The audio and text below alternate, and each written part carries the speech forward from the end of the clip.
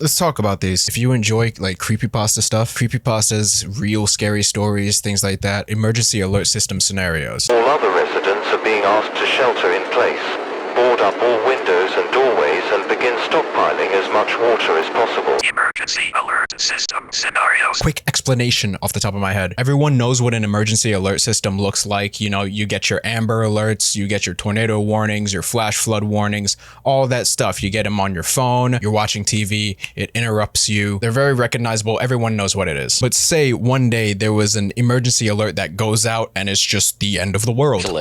And it is thought to be carrying a nuclear warhead. The missile is expected to impact within less than 10 minutes. That's what this is all about. That's the concept that these types of videos are pushing, or at least a subsection of those videos are trying to push. So what these are fictional scenarios where they simulate what you would see on TV. Although this missile is not likely to strike the San Francisco area, take the following actions. Gather enough food and supplies for 14 days. And seek a fallout shelter or basement. If you didn't know what I was talking about before, you know what I'm talking about now. You've seen this on your TV screen before, maybe not for like a real-time invasion, but you've seen something like for like maybe an earthquake or a tornado warning, flash flood. Generally, I don't really like the really serious ones. I like to go a little bit less extreme and go to like, what is it, asteroid? As a struggling actor, I need all the breaks that I can get.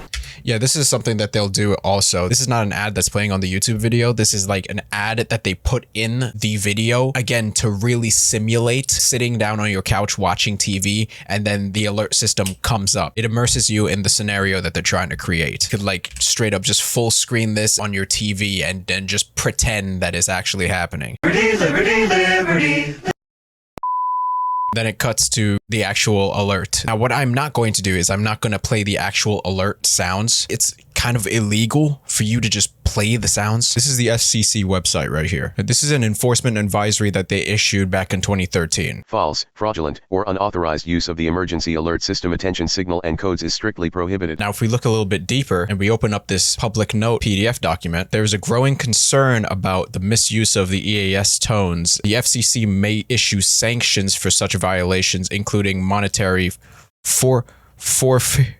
what the fuck is that word? Forfeitures. Right. Like you could get fined. Say you're not wearing headphones. I'm playing the sound for you and you're watching the video and you got the volume up. You could turn some freaking heads just by having the sound blaring through your phone. Also, there's EAS systems that are always listening for that sound. If you allow the sound to play in the wrong place, you could actually set off a chain reaction. The rule applies to any person who transmits or causes to transmit a prohibited signal, regardless of whether or not they deliver the unlawful. Just do not do it, holy shit. This part, the rule applies to any person, which leads me to kind of theorize a little bit. Maybe that's why this type of content isn't as popular as I think it should be. A lot of them have these prohibited EAS signals in the video. So maybe it's actually low-key being suppressed for that reason. I don't fucking know. That might be a reach, but that's something to maybe consider, especially if you're thinking about making this type of content. I would opt completely out of using realistic emergency alert system tones and signals. Find some alarm sound effects that are really good and use those, not actual real-world shit, because that might get you in trouble. The civil danger warning effective nationwide. An incoming non-terrestrial object heading directly for the Earth was spotted by the Mount Graham International Observatory in Arizona about 5 a.m. Eastern Time. It is currently projected to be the size of Guam and is expected to make a direct course for the Pacific Ocean within the next 6 hours. The National Aeronautics and Space Administration and the United States Space Force have confirmed that it is too big to be diverted away from the Earth. So this is a really realistic one for like a end of the world type event. It goes on for a while and it goes on over multiple occurrences. The first one will end and then we'll jump sometime in the future and then another alert will come up saying that the situation's gotten worse. I'm not entirely sure when these videos started becoming popular, but I'm thinking that it's very recent that these videos are starting to pick up steam. I don't know exactly where they originated from or when, but I'm just starting to get these into my rotation of creepy content on the internet. I've been perusing the internet for scary videos, for creepypastas, for deep web videos, blah, blah, blah, blah. Like, this type of content is really new, I think. I've only just discovered it, and all the videos I found are from 2022, 2020, 2021. But that being said, I don't think it's as popular as it should be for the amount of potential that is here in this little area of the internet for this type of content. It's massive, and I don't know why more people aren't doing this. You look at these channels, like 50,000 subscribers, when they should have like 1 million. With the quality, with the creativity, and just this new genre of content, this should be exploding. There's multiple styles of emergency alert system scenarios. There's the political ones, international affairs, North Korea is launching missiles and things like that. There's even ones about Russia invading Ukraine, which I don't know the ethics on that. There's your natural disasters, volcanoes erupting, massive earthquakes. There's your end of the world scenarios, your zombie apocalypse, your viral outbreaks, asteroids coming to strike the earth, your fucking man-eating plants. I don't fucking know. It doesn't even have to be an end of the world. It could just be end of a nation or a part of a nation, like the San Andreas fault. Here's one right here. Warning, this is an earthquake early warning. Please prepare for powerful tremors. This is an earthquake early warning. The following areas are advised to prepare for powerful tremors. If you are outside, be careful of falling objects from above.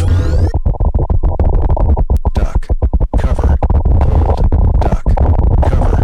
Hold. So right now, the earthquake is supposed to be actually happening right now. That's what's happening right now. Duck. Cover.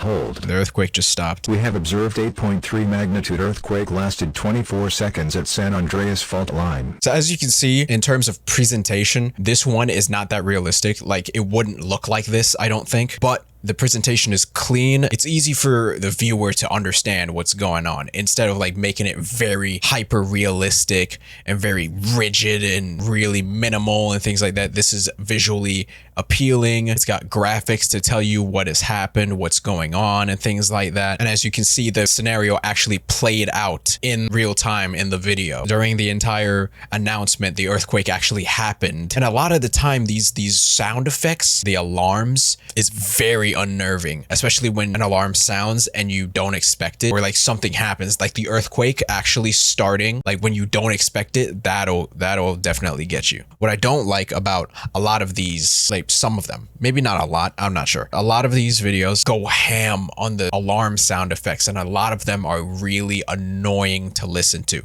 We interrupt our programming. Jesus This is a national Christ. emergency. Important instructions will follow. I need to lower the volume. I was not expecting all of that. Fuck me. There's just ones that are just obnoxious. Not even realistic. They're just alarm sounds, but they're really obnoxious. They're loud. They're just annoying to listen to. Warning, this is an earthquake early warning. Like that one, it was sudden, but it wasn't annoying. Firstly, check yourself and others for injuries. Provide first aid for anyone who needs it. Do not attempt to move seriously injured persons unless they are in further danger of injury. And then there's really science fiction ones, your alien invasions, your freaking alien invasions. If you want to go real sci-fi, go to Alert World, go check out some of the SCP type things. I might have to fucking do this. If you don't know what an SCP is, secure, contain, protect. Here's their website right here. This is the SCP database. It's basically creepypasta monsters, aliens and anomalies that are being held in Area 51 type deal, but it's called the SCP Foundation. They secure these anomalies and aliens because they're dangerous or they don't understand them. Each and every one of them has their own attributes, has their own powers, has their own lore, has their own games, blah, blah, blah, blah, you know. There's a lot of SCPs, a lot of them. There's a lot of them. There's a lot. There's an emergency alert system scenario about SCP-965. This is the most interesting one in my opinion. SCP-965, the face in the window. So if we click on this, we'll get that fucking image. It's way too dark in here for that shit, bro. Can we just skip that? A little lesson. It's basically a face, alien face that appears in a window. And if you look at a window and you see it, you're gonna die. Some shit like that. Here's the emergency alert system for that SCP. Warning, this is an emergency message. Do not turn off your devices. This emergency announcement, produced and deployed by the Seattle Police Department, is to notify you that your life is in danger. To protect yourself, do not look at a window. Do not look through the windows of any buildings. These are the fundamental steps the Special Investigations Unit has deemed central and necessary to mitigating and nullifying the danger to your person. If you experience mental disturbances akin to paranoia, fear, and the feeling of being watched, This is what you must do to ensure your safety. Don't be afraid. Auxiliary steps to take to ensure your family's safety are to move to rooms without windows, or to keep your eyes downcast when traversing a room containing a window. Now this one right here is the second announcement. This is the escalation. The situation has gotten worse, or the situation has changed, and they're issuing another alert. Warning, this is an emergency message. Do not turn off your devices. Break your windows. Stop what you are doing and destroy all windows currently in your vicinity. This message will repeat. Destroy all windows in your vicinity. Destroy all windows in your vicinity. And then there's the creepypasta ones if you want to go really fictional. So if you search up your favorite creepypasta monster and you put EAS scenario at the end of the name of your creepypasta monster, you'll probably find a video like EAS smile dog. Like there's EAS scenarios about smile dog. Is there one? Let me see. Is there one EAS Wendigo? I see here's one right here. Wendigo strikes Canada in EAS scenario. EAS scenario, the Wendigo remastered. So there's EAS scenarios about your favorite creepypasta monster out there. Just search it up. Like if you want to stick yourself in a world where that monster actually exists and is actually attacking, and you're just sitting at home watching TV, and boom, you get an alert on your phone or on your TV that this monster is in your neighborhood and he's fucking people up. Civil danger for the city of Buffalo. The following message is transmitted at the request of the Buffalo Police Department. The Wendigo situation in the city of Buffalo has worsened dramatically.